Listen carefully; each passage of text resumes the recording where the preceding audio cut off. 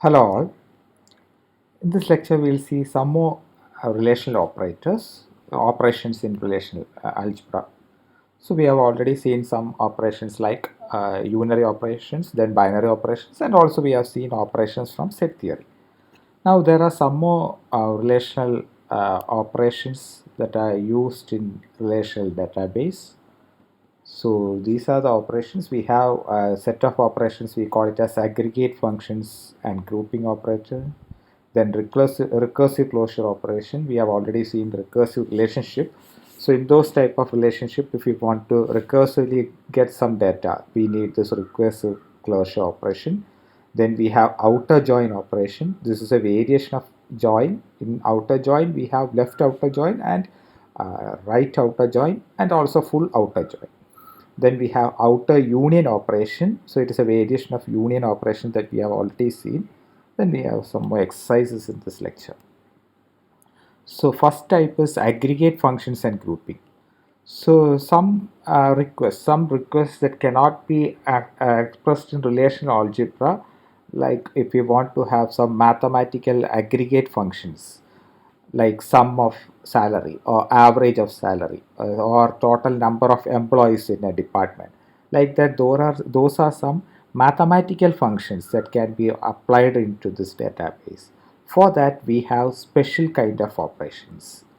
So to specify this mathematical aggregate functions on collections of values from the database, we have this aggregate functions and grouping. So examples include retrieve the average or total salary of all employees. So if you want to get the average salary of all employees, so we have the salary field, and from that we have to calculate the average salary. Or if you want to calculate the total, we have to sum up all everything. So total number of employees. So how many employee tuples are there? How many rows are there? For that we need some function to count. So for these kind of operations, we have sum, average, maximum, minimum. Such kind of operations are already there in the RDBMS packages. We will see about these kind of operations: sum, average, maximum, and minimum. And also count function is there, is used for counting the tuples or values. So to count the number of rows, if you want to count the number of employees, then you can use the count function. So these are some of the operations that are there in relational algebra. So this is the general syntax for that. So there will be grouping attributes, and we use this operator. It can be called script F. Sometimes we'll use script A. So it is some symbol like F. Okay, I'll show one more symbol. You can put F like symbol.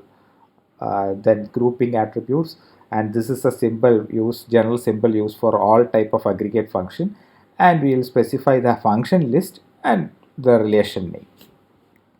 So grouping attributes, it is actually, so grouping attributes, it's a list of attributes of the relation specified in R. Then and function list is a list of function comma attribute. So what function should be performed on that attribute, on a particular attribute. So if you want to calculate count the number of employees, then count the number of rows. Or if you want to calculate the average salary, then average salary, like that we will list the functions here. So for example, if you want to retrieve each department number, the number of employees in the department and their average salary. So this is the query we want to process. We have to retrieve each department number, then also the number of employees in that department and their average salary. So for that we can use this operation. So what we want to retrieve is department number. So grouping attributes should contain department number. Then the number of employees in the department. So the number of employees, we can use this operator, and in the function list the number of employees can be calculated by counting the SSN in employees. So SSN is a primary key. So if there are 10 SSN, so every SSN will be unique. So if there are 10 SSN, that means there are 10 employees in the table or in the company. So the number of employees, we have to count SSN, comma, we have to calculate the average salary. So we have to calculate the average salary of each person. So, average salary of the total uh, employees in that particular department. So, we have specified the grouping attributes at department number. So, that department number should be listed like this. So, for each department number, we have to count the number of employees in that department and the average salary. Then for the second department, count the number of employees and the average salary. So this is a common function that can be used. So the result will be like this. So department number 5, the number of count SSN. So we have renamed that attribute. Count SSN is 4 and the average salary is this thing. Similarly, for the fourth department, number of employees is like this. Like this, we can count it. So this is an example for aggregate function. So first we have to specify the grouping attribute. So here the grouping attribute is department number. So the different groups will be department number 5, 4. There are 3 departments. Then these are the function list. So function list should be in the order function comma attribute. So this is the function and attribute. Then function attribute. And this is the relation name. So this is another way of expressing the same thing. So here we will take the default attribute name. So if we want to rename these attributes to something else, so count SSN can be renamed to number of employees, or average salary can be renamed to something else. So if we want to perform that, we can do this renaming also. So we are renaming it and we are renaming the relation also, the resultant rate. This operation is same. The same operation, we will get a result and we are renaming the relation to R. Here the relation name, we have not specified the relation name. So we are specifying the relation name as R, and the attribute should be department number, number of average, salary employees and average salary. So the resultant table will be like this. So same result only, but the table name or the relation name has changed and also the attribute name has changed. Now if you want to count, if this is another example, the same thing, we are not specifying the attribute here. We are not specifying the grouping attribute here. We are simply specifying the function count SSN average salary of employee.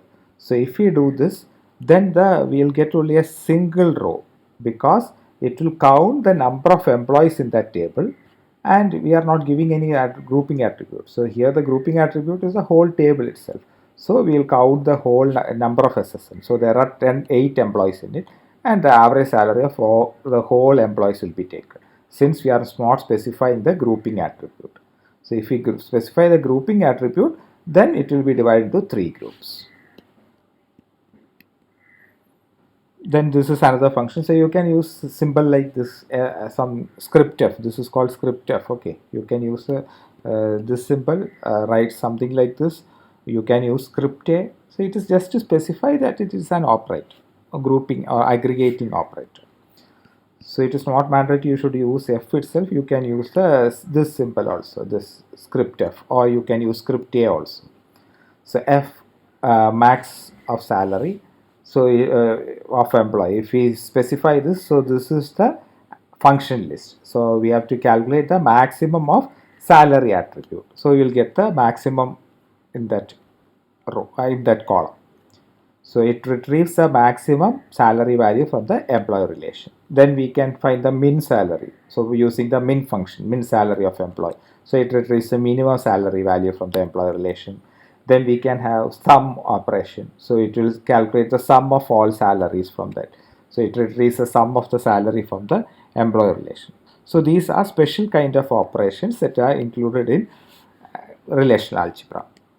Then there is another recursive closure operation which cannot be specified using the closure set. So we have already seen what is a closure set in the previous lecture.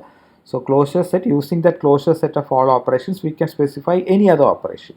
So aggregate and grouping functions cannot be specified using the closure set. Similarly, this recursive closure operation is there. This cannot be specified using the same thing. So we have already seen what is a recursive relationship. That is a relationship within a relationship or a relation within a relation, employee to employee. So we have already seen the supervision relation is a employee to employee relationship. Okay. So operation that cannot be specified in the basic original relational algebra is recursive algebra. So this also cannot be specified using the relational algebra operations. So we'll see an example. So if you want to retrieve all supervisees of an employee E at all levels, that is, all employees E dash directly supervised by E, all employees E double dash directly supervised by E dash, all employees E triple dash directly supervised by each employee E double dash, and so on. So if we take that employee table, we have seen that there will be supervisor for some employee. For example, if I am an employee, I may have a supervisor, and for that supervisor, my supervisor might be the HOD. That HOD might have a supervisor, maybe principal, and principal might have a supervisor like joint director. Then joint director might have a supervisor like DTE, or above that minister. Like that, there will be a hierarchy. So if I want to find all the supervisees of myself, then I should list the HOD, then principal, the DTE, minister, like that. The all whole list should be retrieved. So that is what here says. So to retrieve all supervisees of an employee E at all levels. That is, if we have we have to retrieve E dash, which is directly supervised by E. So E dash is HOD. E is myself and E dash is HOD. Then all employees E double dash. So E double dash might be a principal. So principal E dash is supervised by principal. Then above principal there will be something E triple dash. So we have to list all these things. So E dash should be listed, E double dash, E triple dash, E, if there are more supervisors, E4 dash, like that. All employees should be listed. So that is recursive closure operation. So we cannot specify using the ordinary operations that we have learned. So it is possible to retrieve employees at each level and then take their union. So that's the only thing we can do. So what I have to do is I have to find the supervisor of myself, that is HOD. Then I will take the union of these two things. Then you will get the result. Then that is only for the first level. Then for the next level, I have to take the HOD and the supervisor. Then I will take the union operation of these two. Like that, we have to continue this operation. So it is possible to retrieve employees at each level and then take their union. So at each level we will find the supervisor and you do an union operation on all these employees or the supervisors. So that is the only way we can do this. So we cannot in general specify a query such as retrieve the supervisors of James Bond at all levels without utilizing a looping mechanism.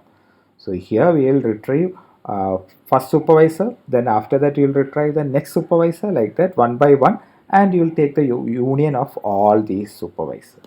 Then you will get the result. But in SQL 3 standard, they have included a syntax for this recursive closure. So practically there is some syntax to retrieve this. In relational algebra, we don't have a particular operation. So in order to perform this, we can do this kind of thing. So this is an example supervision. So Borge SSN is 88665.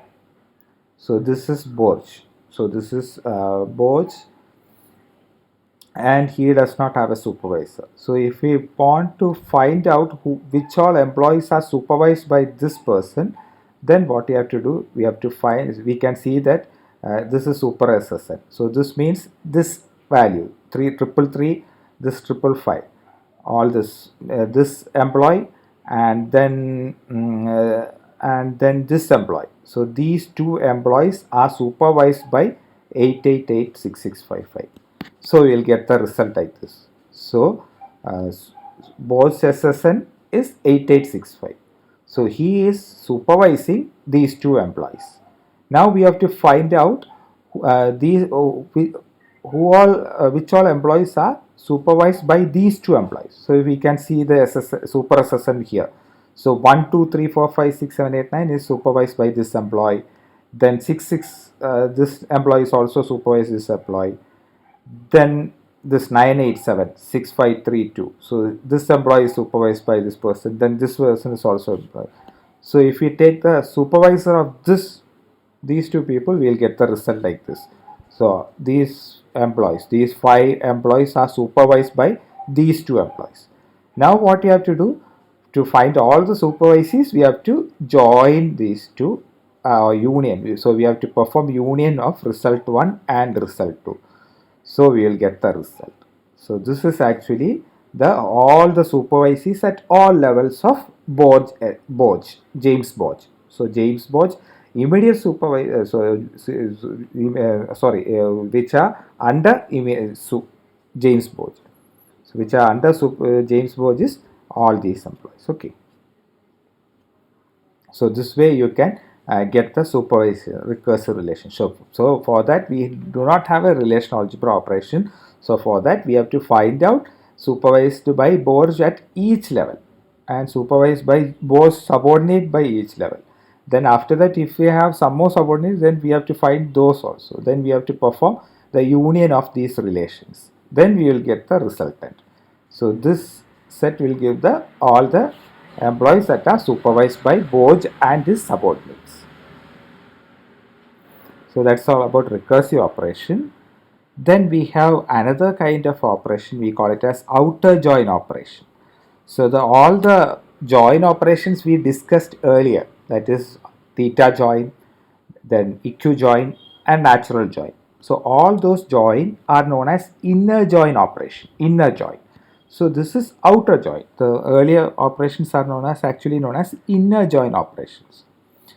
So here in outer join operations, what we will see what is the difference between this outer join and the previous inner join operation.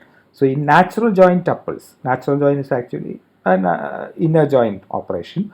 So in natural join tuples without a matching or related tuple are eliminated from the join result. So in natural join, when we join two relations, if there is no matching tuple or if there is some null value, so we have already seen this, tuples with null in the join attributes are also eliminated. So there will be loss of information. So when we perform natural join, there will be two relations. When we will be joining left relation with right relation. So we will match left relation attribute with right relation attribute. So in natural join, if we are using the equality operator, we will be using equality operator. Then based on that, we will be joining those tables. But if there is no matching rows, then we will discard those tables. And also if there is some null value in any of the attribute, then also we will discard those. So there will be loss of information there. So in the previous lecture we have seen that. I'll show an example in this lecture, then you will understand what is meant by loss of information. So outer joins can be used. So I'll go to an example. After that you will come back. So this is an example. So here we have employee and department table. You leave this department locations tables. We have two relations here. Now if we perform a join operation like this, employee star, this is natural, star is actually natural join. So employee star department. So what happens in natural join? So we need not specify the attribute and all. So it will automatically take what it is it will rename this second department number. So it will be renamed to DNO. So this will be renamed to DNO. So that is the first step it will be done. Now what we get as result is we will match this D number with this D number. Now we can see that there is this research department, then this for this department and this one. Sorry, we will be matching with this SSN value. So we are actually matching with this SSN value, or you can match with department number also. It's not a problem. Let me see what I have taken here. Okay, I have taken the department name here. Okay. So it will be matching with the department number. So what happens here is when there is a matching only, this will be joined. If there are no matching here, when there is no matching between these two things, I'll take this example. We'll try to match this SSN with manager SSN. So D number is a primary key, so some matching will happen. So there is another relation, employee and department. So employee and managers relationship is there. So if you try to match SSN, so if you try to join employee star department based on this SSN value, So we have to rename this manager SSN to SSN. Now we will find out whether SSN equal to this SSN. So we can see this Franklin T. Wong is there, so which has the same SSN value. Then we have Jennifer Wallace is there, which has the same SSN value, and we have James V. Borg with the same SSN value. So only those three attributes or three tuples, only those three tuples will be listed in this join relation. So all the other rows from this employee table will be lost. So that is why we say loss of information is there, because 1, 2, 3, 4 we do not have a matching manager SSN here. So this row won't be there in this result. Similarly, Frank, here this element is there. So here it is matched here. So that element will be present in the natural join. Here this element is not there. We cannot match with any of these tuples. So this will be Alicia won't be there in the resultant relation. So that is what is happening in natural join. So we will get only 3 rows in this natural join operation. So the rest of the 5 employee details is lost. We will discard because there is no matching. Similarly, if there is null value in this, then also we cannot match this. So if we want to include those 5 rows also, and we will show that manager SSN is null value, like that we can show. So for that we use this outer join operation. So in natural join there will be loss of information. So outer joins can be used when we want to keep all the tuples in R, that is the left hand side relation, or if we want to keep the right hand side attributes for all those tuples in S. On the right hand side also, if we want, we can do that, or all those in both relations in the result. If we want to keep all the rows from both the relations, then also it is possible, regardless of whether they are not whether or not they have matching tuples in the other relation. So even if there is no matching, if we want to keep all the rows from the left hand side, or if we want to keep all the rows from the right hand side, or else if we want to keep all the rows from both R and S, from left and right relations. So it is possible when we perform this outer join operation. Okay, so there are 3 types of outer join. The first one is left outer join operation. This keeps every tuple in the first or left relation, that is, it keeps every row from the R. And when there is no matching in the S side, what it does is, if no matching tuple is found in S, then the attributes of S in the join result are filled or padded with null values. We will simply include the left row, and for the S row, if there is no matching, we will simply mention a null value. Okay. Similarly, there is right outer join. So this is the symbol that we will be using. We will include, this is a join symbol, and on the left side we will include 2 dash here, 2 dash. So this means this is left outer join. Similarly, we have right outer join. So right hand side we will keep this. The same thing. So if we want to keep all the rows from the S side, so on the right hand side, so our second relation we will include all the rows, and for this matching, if there is no matching in the second left hand side, so what we do is we will simply put pad with null values. Then there is full outer join. So it is indicated by this symbol. Both we will put a double dash here and double dash here. So it keeps all tuples in both the left and the right relations when no matching tuples are found, padding with them with null values as needed. So we will join those 2 relations together, and even if it is there is no matching tuple also, we will include. So we will see an example. So if we perform this natural join, only 3 rows will be there. Actually 5 employee details are lost here. So if we want to include that thing, we can perform the same thing like this. So this is left outer join. So we are performing left outer join. So all the employee rows will be there. Employee tuples will be there. So employee tuples, there are 8 tuples. So in the resulting table, we will have 8 tuples.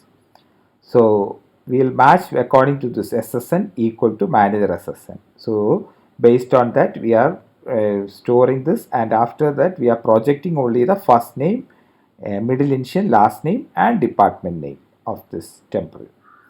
So we will be matching based on this condition, and even there is no match. So it is actually listing all the managers. So John S. Smith is not a manager.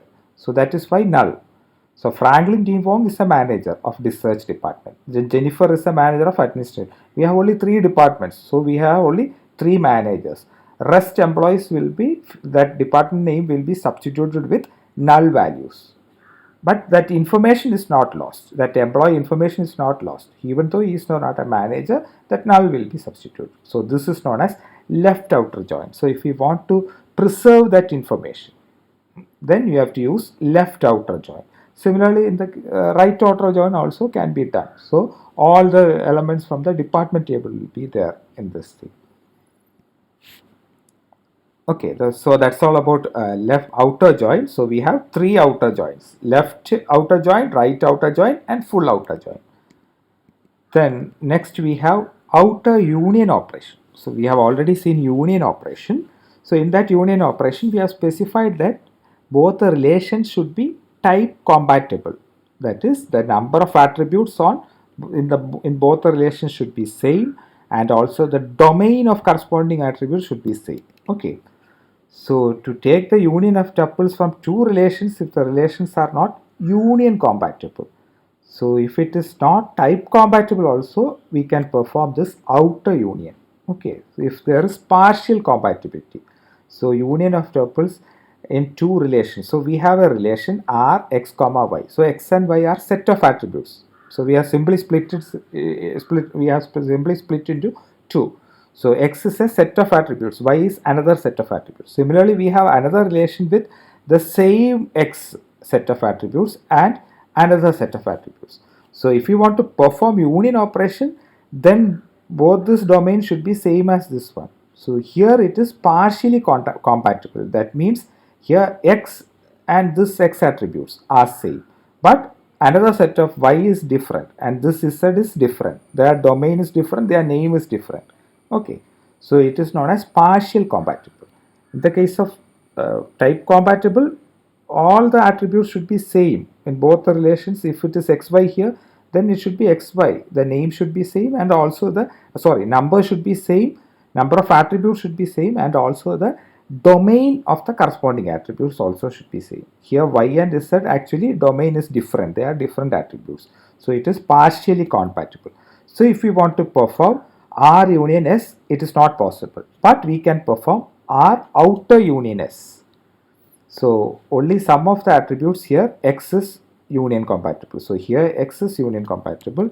So attributes that are union compatible are represented only once in the result. So outer union, what it does is attributes that are union compatible will be represented in the result. That is, x attributes will be there, and the final, those attributes that are not union compatible, so that is y and z are not union compatible, so those attributes also will be included in the resultant relation. So the resultant relation after performing the outer union operation of R and S will be T with these attributes. So it will contain x, so it will be containing only x attributes. So x will be same attribute, so all will be domain will be same, so it's the same as union. So we will give the x attributes, and partially compatible attributes are which are not compatible are y and z. So in the resultant we will have y and z attributes also. So resultant table will be T of x comma y comma z. So you will see an example. So if you have a student relation with name, SSN, department, and advisor, and we have another relation instructor. Here it is name, SSN, department, and rank. So these two relations are not type compatible because here advisor and rank are different. Number of attributes is same, but the number of attribute is same, but the domain name of the attribute, that is advisor domain, is different from rank advisor. So this is partially compatible.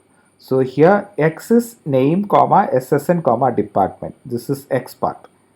Okay, and here y is advisor, and in this relation x is name, SSN, department, and z is this rank. So in the resultant relation, so if you are trying to perform this outer union, student union or outer union instructor, we will get a new relation, student, or we can name it anything like the student or instructor. Then it will have the attributes T, X, Y, Z. So X is these three attributes, Y is advisor, and Z is rank. So it will be name, SSN, department, then this Y advisor, and this rank Z.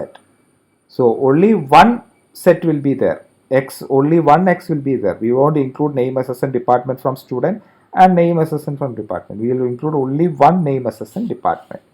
So this is known as outer union operation. So this is used when we have partially compatible relations like this. So we have an exercise in this lecture. So you have to do this and you have to submit in classroom. So this is the same table that we have already seen. You have to, I'll show it for some time so that you can come back after this. We will have some exercises here. You have to write relational algebra queries. So for writing these queries, you require this relation. So we have this employee table with all these attributes. Then we have department table with all these attributes. Then department locations with this attribute. Project table with these attributes. Then works on relation, another relation with these attributes, and a dependent with these attributes. Now, using this relation schema, so this is the company relation schema. Now we have to write some queries. We have already seen select project like that, set theory, all these operations we have seen. So using all these operations, you have to write some queries. Okay, so you have to use this these relations or relation schema, and you have to write. The first example is retrieve the name and address of all employees who work for the research department and whose salary is greater than 25,000. So from these two relations you have to get that value. So this is the first query. So you have to retrieve the name and address of all employees who work for the research department and whose salary is greater than 25,000. Then second example, for every project located in Stafford, list the project number, the controlling department number, and the department manager's last name and salary. So this thing should be listed. So this is a relational algebra. You can go back to the previous thing and you have to write a query, relational algebra query. Then the third one, find the names of employees who work on all the projects controlled by department number 5 and whose salary is greater than 25,000. Okay. Then fourth query, make a list of project numbers for projects that involve an employee whose last name is Smith, either as a worker or as a manager of the department that controls the project. Then list the names of all employees with 2 or more dependents. Then list the name of managers who have at least one dependent. So these are the queries you have to try. So this is important because for GATE exam and also for your university exam also, we require to write this kind of relational queries. So this is an important question for GATE and also for university exam. You will surely get a question from this part. So using those relations and also whatever you have studied based on those relation operations like cross product, join, like that, you have to use all these operations and try to do this exercise. Okay. Then I am mentioning one more exercise that is from the text itself. We have an airline reservation system. So these are the different relations. We have airport relation with these attributes, then flight relation with these three attributes, then flight leg. We have all these attributes. So all these attributes will belong to flight leg, even though it is shown two different lines. All these attributes will belong to this flight leg. Then we have leg instance here. All these attributes will belong to the leg instance. Okay. So I'll keep 2-3 seconds so that you can see this thing. So this is the first set of relations in airline reservation system. Then we have some more relations in the airline reservation system. We have a fare relation. These are the attributes. Then airplane type. These are the attributes. Then can land. These two attributes are there. Then airplane is there with these three attributes. Then seat reservation with these attributes. Okay. So these are the relations that we have. Now we have to write some queries. So we will continue. This will be the seventh query. For each flight, list the flight number, the departure airport for the first leg of the flight, and the arrival airport for the last leg of the flight. So if you want to get a clarity on this relation or the data, you can refer your text in chapter 5 in exercise. They have given what is this table and all. You may not need at all because you have these relations. So based on all these relations, you can write this query. So this is the first query you have to write, seventh one. Then the eighth thing, list the flight numbers and weekdays of all flights or flight legs that depart from Houston Intercontinental Airport. Maybe Intercontinental or International. Okay, Intercontinental Airport, which is coded as IAH, and arrive in Los Angeles International Airport, and the code for that is LAX. So you might require this code to find this, to write this query. Then another query, list the flight number, departure airport code, scheduled departure time, arrival airport code, scheduled arrival time, and weekdays of all flights of flight legs that depart from some airport in the city of Houston and arrive at some airport in the city of Los Angeles. So this is another query you have to write. Then you have to list all fare information for flight number CO197. Then you have to retrieve the number of available seats for flight number C1097 on this particular date. On some particular date you have to list. So these are the queries you have to write based on the airline reservation. So this you have to write, complete this all this 11 exercise, and you can submit in Google Classroom. So this is a reference book. I have used the 7th edition. Thank you.